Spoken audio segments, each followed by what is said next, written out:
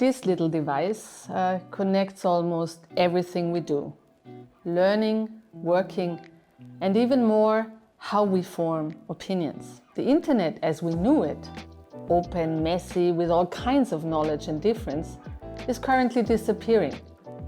We no longer browse, we chat. We talk to systems that predict what we want to know, sometimes before we even ask. That can make life easy, sure, and convenient, but it can also make us very passive.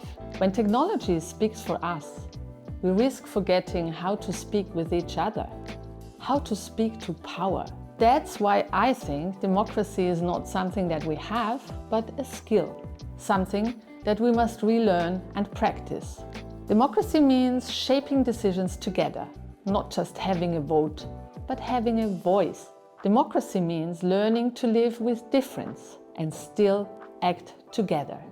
It's about democratic literacy then, understanding how power works also in digital systems, how to question it and how to take part. And it's about what I'd call the joy of participation, the quest for knowledge, the curiosity to disagree, and the courage to stay involved. In schools, we could nurture that by letting students co-decide, debate, and build projects that connect their own civic and digital lives. Democracy shouldn't be taught as a chapter in history, but as a daily exercise in living together, on and offline.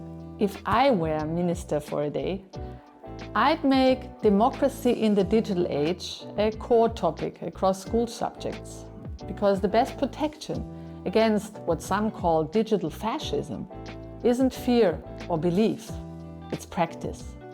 It's people who find meaning and even pleasure in shaping the worlds they share. That is the real skill for the next 10 years, I would say, to keep democracy alive and enjoyable.